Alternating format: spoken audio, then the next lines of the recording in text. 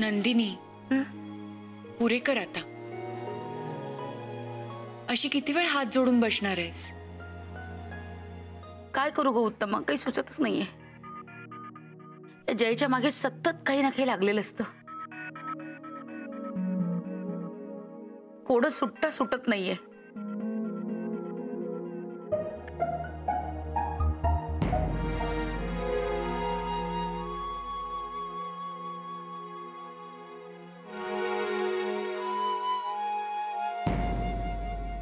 काय रे जय, काय झालं जय? नाही काही नाही. काही नाही कसं? सरांनी बोलवलं ना तुला केबिन मध्ये? दाभोळकरांनी कंप्लेंट केली?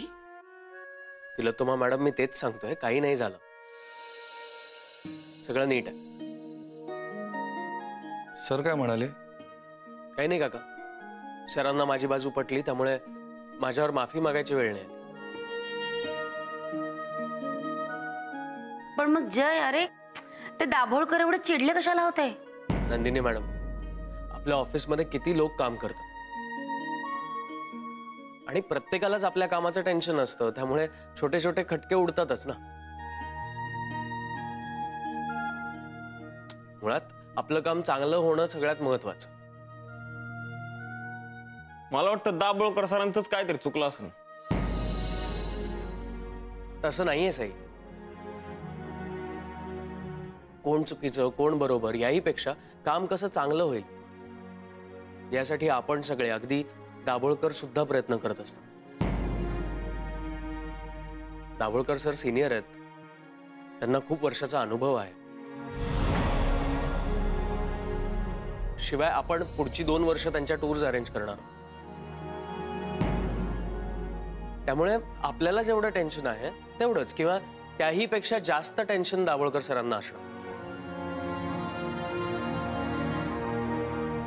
सगळ्या क्लायंटची मर्जी राखा, त्यांच्या सरबराईत काही चूक झाली तर त्यांनाही बरंच नुकसान होत असणार ना.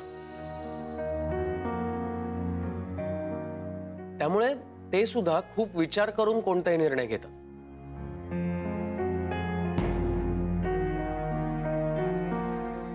आणि ते त्यांच्या जागी योग्य आहेत, मी माझ्या जागी. दाभोळकर सरांना आणि अहुंना जाऊन त्यांची बाजू सांगितली, मी माझी बाजू सांगितली आणि सरांना माझा मुद्दा पटला. आणि दाभोळकर? त्यांनाही पटला.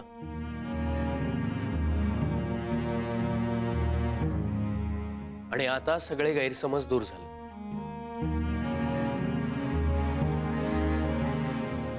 काय? दाभोळकरांना त्यांची चूक पटली?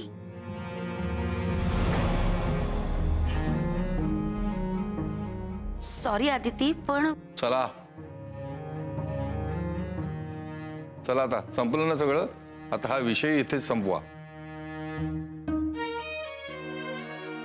आणि कामाला लागा. चला.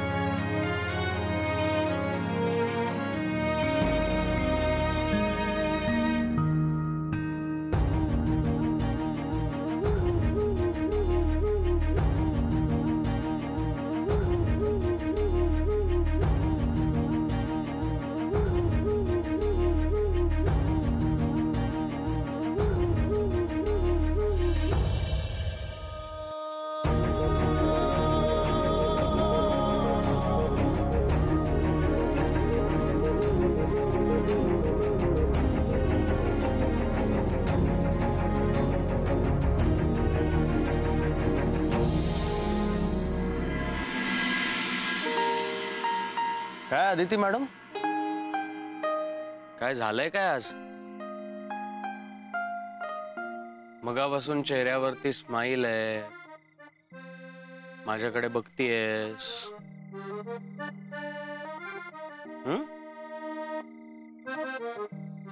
का वेगळा दिसतोय का मी?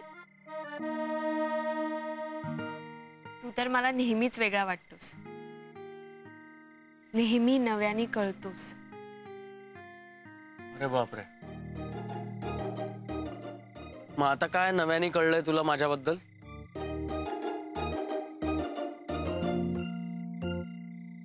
जय, मी खूप लकी आहे. हे तुझ्याबद्दल झालं, माझ्याबद्दल काय कळलं? तेच तर, मी लकी आहे कारण तू माझ्या आयुष्यात आहेस. खरंच तू ग्रेट आहेस. मला तुझा खूप अभिमान वाटतो. एवढा अभिमान वाटतो वगैरे म्हणण्या इतकं काय झालंय? आज पप्पा ऑफिस मध्ये ओव्हर रिॲक्ट झाले. मला खात्री आहे केबिन मध्ये सुद्धा ते तुला खूप बोलले असणार. जमेल तसा आणि शक्य तेवढा अपमान करण्याचा प्रयत्नही केला असणार. बघ आदिती, असं काही जय, मी त्यांना खूप चांगलं ओळखते. त्यांच्या चेहऱ्यावर दिसत होता आज. पण तू मात्र बाहेर आल्यानंतर सगळं सावरून घेतलंस. तुझी चूक नसताना सुद्धा तू ती आज सगळ्यांसमोर मान्य केली. हो, मी काही असं ग्रेट केलं नाहीये.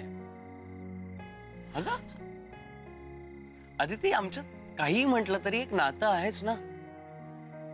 सासरे ते माझे.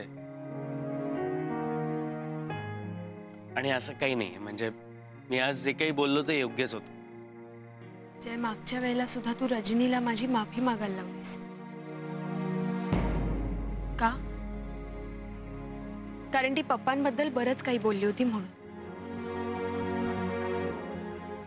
पप्पा तुला एवढं सगळं बोलतात, तुझा इतका अपमान करतात, पण तुझ्या मनात पप्पांबद्दल काही नाहीये. त्यांनी तुझा इतका अपमान केला, तुला इतकं घालून पाडून बोलले, तरी सुद्धा तू मात्र. आदिती, हे सगळं मी तुझ्यासाठी करतोय कारण तू माझी आहेस.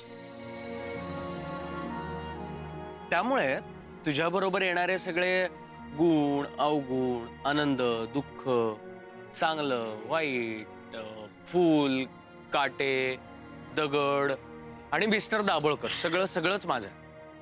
एक मिनिट, तू दगड आणि दाभोळकर बोललास. असं झालं का? नाही, मला तसं म्हणायचं नव्हतं. ओघात निघून गेलं ते. सॉरी. कसं निघून गेलं? तू असं कसं? अरे तुला बोलताना अगं, एक मिनिट, काय चाललंय तुझं? आता काही मिनिटांपूर्वी तुला तुझ्या नवऱ्याचा अभिमान वाटत होता, तू लकी आहेस वगैरे म्हणालीस, आणि आता काय हात उगारतेस नवऱ्यावर? चुकीचं आहे. काय चुकीचं आहे? तू चुकीचं बोललास. अगं आदिती,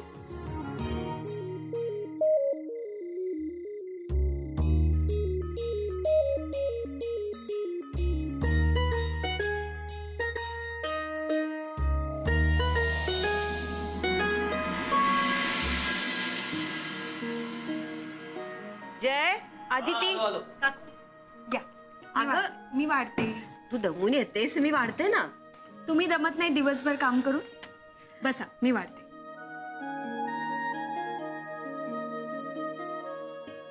सगळेजण एकत्र असले की घर कसं भरल्यासारखं वाटतं नाही? हो ना.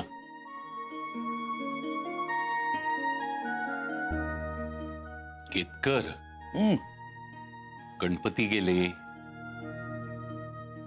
आता नवरात्र येईल, घट बसतील. मी काय म्हणत होतो, आता तरी मला विरारला जायला हवं. अण्णा, गणपती झाले तशी नवरात्र पण होईल आणि मग दिवाळी पण येईल. दिवाळी पण छानपैकी साजरी करू. आणि तुम्हाला वाटत असेल तर आपण विरारला एक राऊंड मारून येऊ. सकाळी जायचं, संध्याकाळी परत. नाही नाही हो, नको. हे बघा, तुम्ही आग्रह केलात म्हणून इतके दिवस राहिलो की नाही. मग अजूनही आमचा आग्रह आहे असंच समजा. काय रे जय?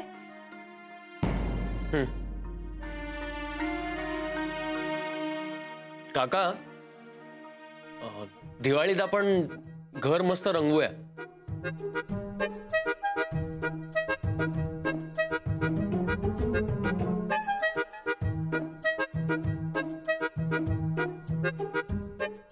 हो, आणि आपण कंदील सुद्धा घरीच करूया. म्हणजे मागच्या वर्षी केला होता ना तसाच. काका, फराळाचं काय करूया? मी आणि काकू करू ना. म्हणजे शकू आहेच मदतीला. हो. बाहेरून आणायला नको काही. नाही, बाहेरचं नकोच. ते बाहेरचे लाडू ना खूप कडक असतात. काका तोडायला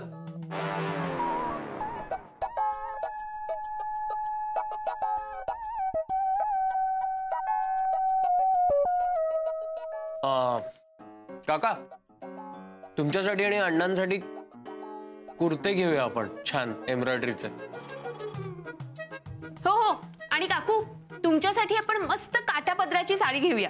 नको ग, मला काही नको. तुमच्या काकांनाच घ्या. नाही, त्यांच्यासाठी तर घेणारच आहोत. जय, मी काय म्हणते, यावर्षी आपण आऊंसाठी सुद्धा साडी घेऊया. छान गुलाबी रंगाची साडी घेऊया. नाही नाही नाही, नको. आपण लाईट ब्लू कलरची साडी घेऊया, खूप छान दिसेल त्यांना. लाईट ब्लू हा काय रंग आहे का? गुलाबीत छान दिसेल. एक मिनिट, तुला काय कळतंय साडीतलं? पण माझा चॉईस उत्तम आहे, आणि हे तुला मान्य करावंच लागेल. हा, एखाद्या वेळेला नकळत तो उत्तम निघतो. नाही नाही, पण गुलाबीत छान दिसेल आऊंसाठी. नाही या, अगं गुलाबी. लाईट ब्लू कलर जास्त छान आहे. कबूला अबोली आवडते.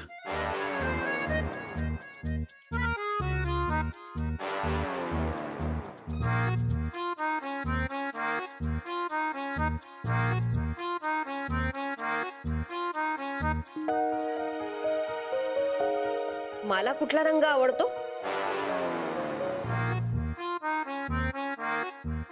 काय वायफळ चर्चा चालली ग? अजून नवरात्री यायची, इथं दिवाळीची चर्चा चालली. आता विषय बदलू नका.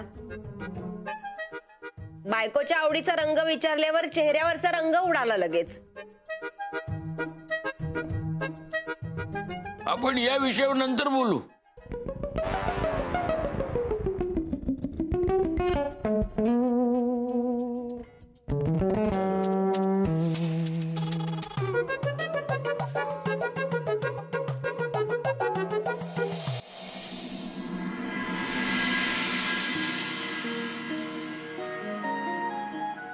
अगं, अजून 2 पोळ्या भरायच्यास.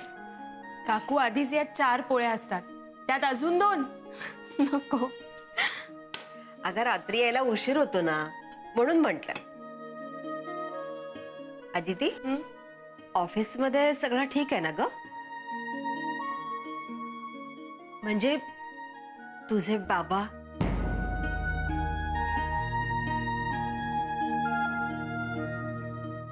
काय झालं? पप्पांनी जय बद्दल कंप्लेंट केली अविनाश सरांना. मग अविनाश चिडला का? नाही, उलट सरांना जयची बाजू पटली. मग बरंच झालं की. पण काय ग, मग अविनाशला तुझ्याबद्दल सगळं कळलं असेल ना? हो, पण पण सरांनी मला काहीच जाणवू दिलं नाही. उलट मीच त्यांच्याशी त्या विषयावर बोलायला गेले तेव्हा ते मला म्हणाले की मला खात्री आहे तुम्ही कधीच चुकीचं वागू शकत नाही. काकू खूप गिल्टी वाटतंय हो. नाही अगं, तुला गिल्टी वाटायची काहीच गरज नाहीये. तो विचारच मनात न काढून टाक तू. हे बघ, एक तर तुम्ही खरं बोलण्याची संधी शोधताय आणि म्हणजे खोटं बोलायचं म्हणून बोलत नाही आहात तुम्ही, तर परिस्थिती तुम्हाला खरं बोलू देत नाहीये, हो की नाही? पण येईल ग, येईल लवकरच तशी संधी येईल. पण तोपर्यंत हे असं टेन्शन घ्यायचं नाही, कळलं? आता हाच बघू.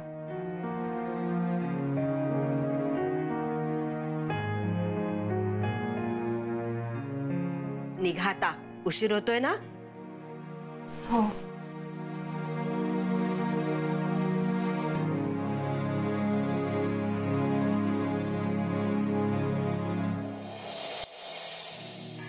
हो नाही, आपण त्या मीटिंगचं करूया final. Okay yeah, bye.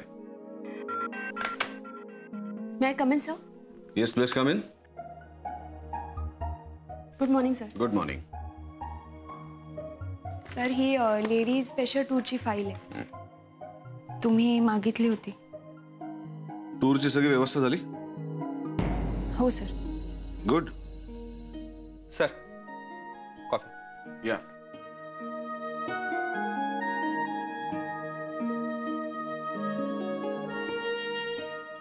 Miss दाभोळकरांसाठी आणा कॉफी.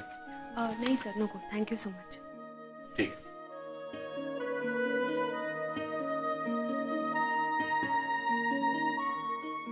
मिस दाभोळकर, बाहेर तुम्हाला काही अर्जंट काम आहे? अर्जंट असं नाही. मग मी तुमच्याशी बोलू शकतो? हो सर. तुम्ही उभ्या का? बसा ना.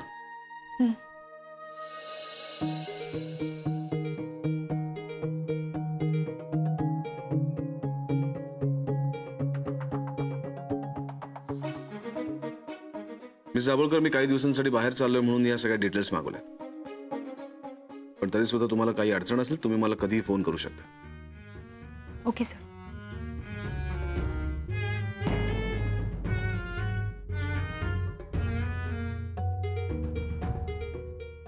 एक विचारायचं होतं, विचारू? हो सर. मिस्टर दाभोळकर हे तुमचे वडील आहेत हे जेव्हा मला अवनीत सांगितलं तेव्हा मलाही आश्चर्याचा धक्का बसला.